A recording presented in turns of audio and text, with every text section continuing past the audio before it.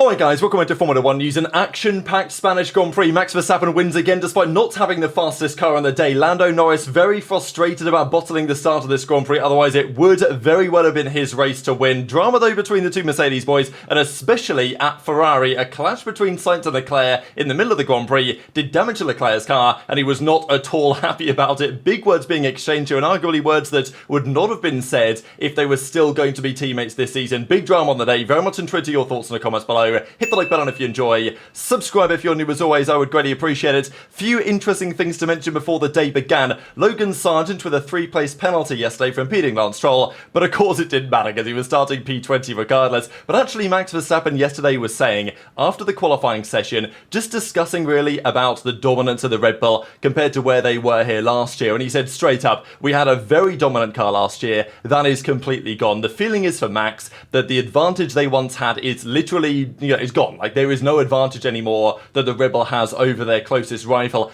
and that is right now the McLaren. And today felt in many ways like the Imola Grand Prix. Again, Verstappen did enough to win, but this time really it was in Norris's hands. Could have been, if the start had gone differently, a very different story in today's Grand Prix. And even Verstappen made the comment, and we're going to talk about Sergio Perez over the coming minutes here, because he was absolutely nowhere today. To be fair, neither was Oscar Piastri, we'll discuss that too, and the gap between the other top team's drivers were rather closer than this. But as he says, the gap with Checo is big. I think that says a lot. He hasn't got any worse. It's also kind of a luxury when you've got Perez as your teammates, because clearly the gap between Max and Perez is partly because Max is incredibly good, and partly just because Checo isn't especially good, especially in a car that's quite tricky to drive, as it seems the Red Bull is, at least when it's right on the limit. And that's what Max is saying, that basically every time he's driving the car at 101%, and that means that he's liable to mistakes. We saw, I think it was Fred Vasseur mentioned this a few races ago now, that he said, look, Max is making more mistakes every weekend than he did like the entirety of last season. That's because he's got to drive the car at the limit if he wants to get the most out of it. Even today he had a bit of a moment at turn 7, and look, he got away with it, won the Grand Prix regardless, but yeah, not the fastest man on track today by various metrics. And the gap to Perez is just absolutely mega right now, and there is basically no hope or no help for this man in the Constructors' Championship. But let's talk about how the Grand Prix got underway, because this was lights out, and Hamilton got a good launch, but it was the second phase of the launch once he was in second gear that wasn't as good, and that let Russell do an absolutely blinding start. We've seen this before, Verstappen starting from P2 in Spain.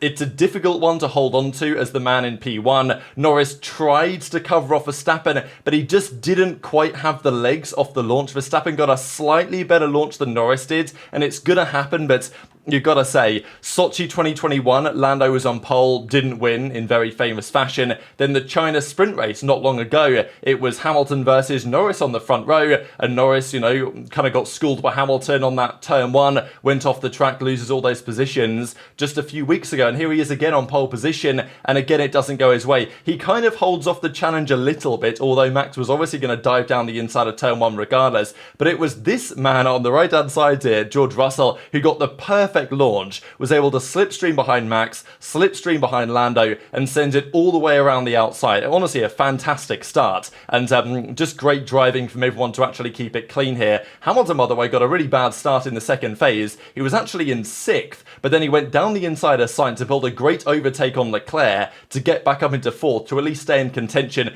But Norris from pole to find himself 3rd, and especially because he was then behind a slower Mercedes, that really compromised his Grand Prix, and deep frustrations after the race. The fact that if Norris even if he was just seconds but behind Max, that would have been fine enough. But the fact that, he allowed Russell to make the move that he did eventually compromised the entire Grand Prix for Lando Norris. So obviously Russell leads for a few laps, but I think it was pretty inevitable what was going to happen. Like, clearly the Red Bull and the McLaren were going to have more pace, but the Mercedes was pretty fast. Like, it was only 2.5, 3 tenths roughly off the pace of the leaders today, which is pretty respectable enough. And it means that if your delta, your pace advantage is only 2.5, 3 tenths as the car behind, pretty difficult to make overtakes happen around here. You're going to need some sort of tyre delta to make that happen, and that just allowed Verstappen to ride off into the distance after the moves were done. I was impressed by the quality of racing today as well. There were some great overtakes being done into turn 1, and I love this track. I think Spain's a great track. I know for many years people have said it's boring, and I kind of get that, but since they've changed the final couple of corners, this Grand Prix is just really good, I think, and the way the layout of the track is designed in the first few corners, just for people, and we'll talk about this when we discuss Norris versus Russell in a second, people that don't understand like why some tracks are better at racing than others, you can just see when you watch turn 1, turn 2, turn 3, even turn 4 and beyond, how the track is designed, the fact that it's nice and wide, it allows drivers to take multiple lines,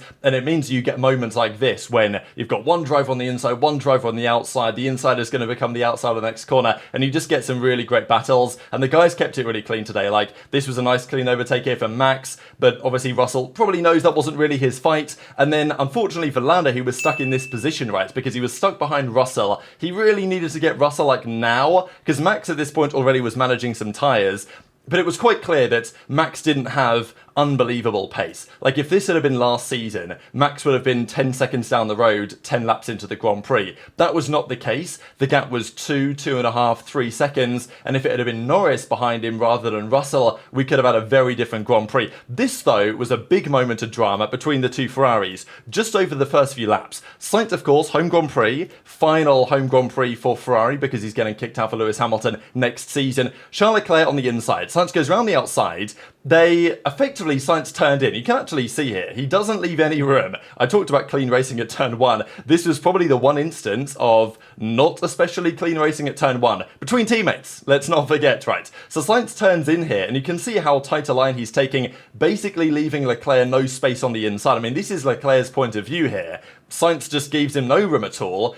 And they make contact here. Sainz goes off the road. Sainz actually ends up keeping this position because I think the rules are that effectively the runoff area is going to take you more time to go through. So if you're kind of ahead and you go to the runoff area, you are allowed to keep the position. And also this, at least Leclerc says it did damage to his car because they made some contact. And therefore that damaged Leclerc's chances for the rest of the Grand Prix. So big drama between the two Ferrari boys here. We'll see after the race lots of the reaction here from Leclerc because he's not a happy man about it. And then, of course, the pit stop phase came through. Lando again just had unreal pace this Grand Prix and was able to stretch the soft tyres a really long way. Now, they knew he'd be coming out a long way behind and it was a matter of, okay, could he make up the places required? The problem is that McLaren's pit stops today weren't anything really special and like Red Bull would do it again. I mean, Verstappen had a 1.9 second stop. I thought Mercedes stop with Hamilton was good at a 2.3.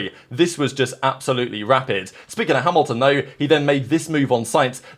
There was contact made here. It was really tight between whether it was over the line or not. I think it was clean and fair racing personally. He gave Sainz just enough room on the outside. And honestly, a big day for Hamilton, right? Because there's been all the talk over the last couple of weeks. The sabotage discussion, the email that was going around. It is, well, maybe more than a coincidence. You might well want to suggest that the email goes around saying that, you know, someone internally at Mercedes said that they're sabotaging him or whatever. And of course, you know, if they were doing anything to his tyre temps, whatever's been speculated, they can't really keep doing so on a weekend where all this information is becoming public. And then guess what? Hamilton out-qualifies Russell and ends up outperforming him in the Grand Prix by the end of the race. Now, strategy played a part in that. We'll get to that in a second. But, you know, Russell in the end just didn't quite have the pace that Hamilton did from the second stint and beyond. And also, Hamilton's been under pressure somewhat, at least from Ferrari fans that have been saying, well, is it the right decision to drop Sainz for Hamilton? I think, you know, maybe today proved that that is the case. But also for Hamilton, he'll be thinking, damn, this Ferrari team, they were right up there at the front of the start of the season, and all of a sudden here we are. The Mercedes is a stronger car than the Ferrari, despite the upgrades Ferrari supposedly brought this weekend. This was the problem for Norris though, right? Because after the first pit stops, he was 10 seconds behind Sainz, behind Hamilton, behind Russell, and by the time Norris got through all this traffic,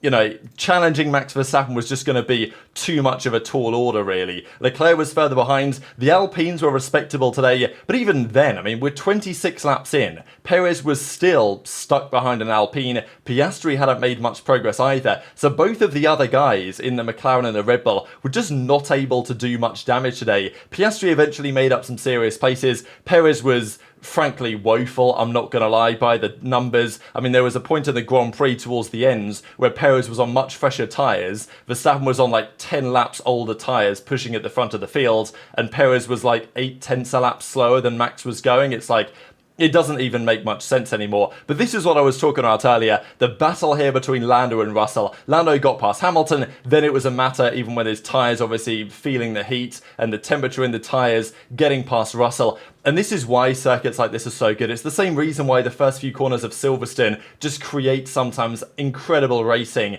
because the way the track is designed, you can race through turn 1, turn 2, turn 3 around the outside. Then, Norris comes back at him, and then George comes back around the outside of turn 4, and then going down into turn 5, Russell brakes, takes the inside line, Norris goes for the switchback, and he eventually gets the move done into 7. So it was just great racing to see between the pair of these guys. There was also this interesting moment where Alex Albon had a massive snap of oversteer, spins off into the gravel at turn 4, and basically asks on the radio, what was that? And, well, they say it's all okay from our side, and then Albon says, no, it's not okay, don't just say that within 5 seconds. So Alex Albon seemingly thought there was something wrong with his car there. It may have just been a big tailwind, it's kind of unclear, but Albon implying that there was some problem, I don't know, electrical or mechanical, hydraulic, whatever, with his car, that they weren't wanting to let on the radio because it might have looked bad for the team, I don't know. So that's one to look for over the coming days. But then we got to the final stint of the race, right? Again, Norris did a long stint on the tyres that he had. Max comes into the pit for the final stint. And at this point, the soft tyre here was the C3, right? So it's still a pretty medium compound, despite being the soft. That was going to be fine to the end of the race, certainly on lower fuel. And at this point, Russell had actually put the hard tyres on, and he was saying, yeah, these aren't that great of a tyre. This is, sliding around a little bit. So at that point, Mercedes knew that, okay, putting Hamilton on the softs was the way to go. That's what they did for Norris as well, and for Verstappen. And at this point, it was a real race, right? Because Norris came out like 8 seconds behind, and he had 20 odd laps to try and close the gap. And it looked like it was going to be an Imola-style situation. The gap was now down to 4.4. The gap was then, further down at the end of the Grand Prix to like 2 seconds. Hamilton eventually got the move done on Russell as well to secure him a podium. Of course, the start of the Grand Prix, Russell got a great start. After that, strategy and just pace, really, because on the medium stint, it was quite clear that Hamilton had more pace. But it's interesting that Hamilton wasn't on the radio to Mercedes saying, look guys, I've got more pace here, you should let me through. As, you've got to be honest,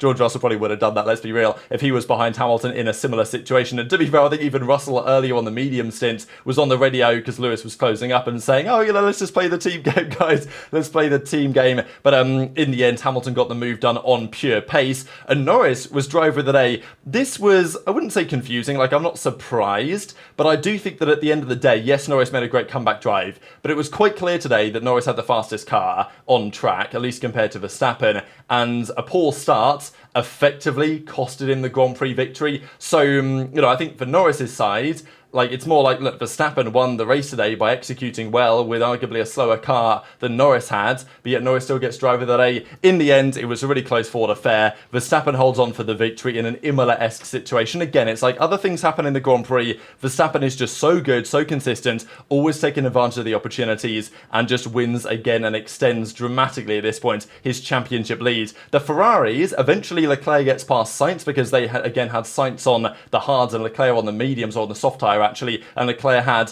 a lot of pace, arguably more pace than Russell. Probably would have got Russell at the end of the Grand Prix with just one more lap of racing, and as Leclerc's going to say, he's not blaming himself for that, he's not blaming the team for that, but it's got to be said that the Ferrari was probably slower today than they would have liked to be, but even then, they were only really 3 tenths or so, 2.5 tenths off the pace of the leaders, which is not ideal, but it's not, I guess, the end of the world. Then Piastri, then Perez. The gap between Norris and Piastri was, 35 or so seconds. The gap between Max and Perez was something like a minute, I think. Maybe it was worse for Piastri, but it was something in that kind of ballpark. I actually think I've got the full numbers here. Yeah, so Piastri was 34 seconds. To Perez, it was a minute back from Max Verstappen. So, I think that kind of tells the picture a little bit, right? The gap between Hamilton and Russell, 5 seconds. Gap between Leclerc, Sainz, 9 seconds. And then we've got the Norris, Piastri, Verstappen, Perez gaps we looked at. Both Alpines scoring points. I mean, it was a disaster class, really, for the Aston Martins today. The RB was also terrible. But obviously, crucial storylines after the Grand Prix, because Lando Norris comes out and says, yep, doesn't matter, does it, that I got the fastest lap, I should have won, messed up the start, car was amazing. So frustration from Norris, and I think for good reason here, because today was another great opportunity, and also you've got to think about the Constructors' Championship, right? Because, Norris said the other day, we're going to be the favourites for the Constructors, us or Ferrari, because basically it's only Max scoring points points for Red Bull. But in terms of the constructors, McLaren have got to start maximising these points. And Perez was obviously far behind today, but kind of so was Piastri after the poor qualifying that he had. And in the end, McLaren got outscored by Red Bull today as a result of this. You know, messed up the start, car was amazing, it deserved more. But the big drama really was between the two Ferrari boys. As he says, 1 lap too short, I know where we lost it. Anyway, now sure, there were some problems you could say with the strategy. Leclerc was on what they called plan A. He went very long as Lando did, but I think it was quite clear that the Ferrari didn't really have the pace in the second stint to make the moves that Lando eventually did. So Leclerc kind of got stuck a little bit, but in the end on the soft tyres he was able to make the difference. But this is what Leclerc says about the contact with Sainz. Of course, we looked at some of the images earlier, this one for example, as we saw a few minutes ago, and he says this: we were told to save the tyres at the start. I braked at the same time as him, then he made the turn as if I wasn't there. I had damage on the front left, I lost a few points of downforce at the front, we lost time there, not just then, but for the rest of the Grand Prix. Even going on to say this, it was not the moment to fight, and that kind of surprised me, right? Look, Sainz is in front of his home crowd, he's going to try and deliver a good performance, it is what it is. But at the same time, the team always comes first, and there's always drama under the surface between Leclerc and Sainz. I feel like for the last couple of years, they've often put on a nice smiley face to the cameras and saying, oh, you know, we get along well, it's a great team environment and all this. I've never really bought that. Like, I think certainly after Monza last year, things would have been differently said, I would say, if they were not going to be teammates again the following season. And this time they're not. So now you get comments like this from Leclerc. After the briefing, we agreed to save the tyres. I did, and Sainz didn't, right? So apparently they had a meeting before the Grand Prix to say, look guys, in that first stint, we're going to do some tyre saving, whatever's necessary, try and go long on this stint, don't battle with each other and all this stuff. And in the end, of course, Leclerc ends up ahead after the first corner. So that was meant to be keep the peace, status quo. Sainz disagreed. He damaged my front wing, not even saying I got damaged. Straight up, he damaged my front wing. I guess he wanted to impress at his home race, considering the moment in his career. Maybe considering the fact that he's got a contract on the way as well, potentially from Williams, and also a terrible weekend for them. So not really a good weekend, is it, for Sainz or for Williams, his potential next team. And this was Leclerc's face while delivering these comments. Like, you can tell this guy's pissed off, and for good reason. And in the end, of course, he beats his teammate anyway. So, difficult day for Sainz. Obviously a day that's going to cause a lot of controversy from that angle. We've also got to talk about the Mercedes pairing though. This was Lando Norris looking rather frustrated, disappointed, because he knew the pace today was there to win, but messing up the start. He had to graft so hard for the remainder of the Grand Prix to try and close the gap, but he did, but it just wasn't enough. And even if he was to have got close, again, such as Imola, would he have had the pace to get past Max? Quite possibly not. But it's quite clear that the Red Bull isn't the dominant machine that it once was. I was concerned here coming back to Spain that it was just going to be an absolute bloodbath again with Verstappen winning by 30 seconds. That did not happen. And it does give me optimism that for Austria and for Silverstone, of course, coming up the double header in the next couple of weekends, that we are going to get some serious battling. And Mercedes aren't far away either, right? Like, we're going to get more Verstappen-Norris battles. They are right now in their cars, the class of the field. The Mercedes aren't far behind. The Ferrari are going to be there on their weekends. Hamilton, of course, gets a podium. His first one in, I think, like 238 days. There was genuinely a point at the start of the season we thought, will Mercedes even get a podium this year? It didn't look so likely. They looked like they were so far behind the Ferrari, the Red Bull, even the McLaren. But Mercedes have made serious progress, and I don't think Hamilton will be doubting his decision to leave. I think he still believes that Ferrari are the place to be come 2026, and he may well be correct. But he's also got to be looking at today and thinking, well, okay, I scored a podium, Ferrari didn't, they double DNF'd last weekend. You know, maybe Mercedes are on the path, or whatever the case might be, but of course he gets to 198 podiums, breaking the record previously set by himself, and also breaking a record of 18 consecutive seasons in which Hamilton has now scored a podium, which is a pretty remarkable statistic that now remains true. He even made some comments on George Russell, because obviously Russell had a good start and took the lead. Had Hamilton took the lead, who knows? At the end of the day, the result probably would have been the same. It was quite clear in the final stint. The Red Bull, the McLaren, they just had more pace than the Mercedes did, and more pace than the Ferrari. So realistically for Mercedes, they maximised the result of the day. Just refresh the timeline real quick, just seeing these comments from Carlos Sainz, I thought I'd throw them in. Charles wasn't happy with me. For me, it was clear. We had a new soft, we had to attack. I don't know what happened to him in the first lap, but I couldn't stay behind him all my life. I don't know what he's complaining about this time. So how about that, right? He's not even saying, oh, I don't know what he's complaining about. He's like, I don't know what he's complaining about this time, i.e. this guy's always crying. You know, maybe you should stop whinging and start racing faster. But of course, he ended up beating Sainz on the day. you know, we always see this with driver pairings, certainly at teams like Ferrari. There's always, especially when there's underlying friction, that it can start to come to the surface, especially when the championship challenge from Ferrari is kind of falling away. I mean, this is the drivers, and Leclerc today lost second place in the drivers' championship. Lando Norris is now P2 in the drivers' standings. Doesn't look like that's going to change. Sainz gets Perez, obviously Russell, Hamilton, Piastri, etc., from there down the field. But yeah, Lando into P2 in the Drivers' Championship, and in the Constructors, it's the same old story, but still, Red Bull now 60 points ahead of Ferrari and nearly 100 points ahead of McLaren, so that's going to be a big deficit to overturn. But for Ferrari, there's a lot to say on that, and obviously in the Mercedes camp today as well, things got kind of interesting as well, given the Lewis-Hamilton situation. But very much interested in your thoughts in the comments below. Hit the like button if you enjoyed, subscribe if you're new, take care, and I'll see you next time.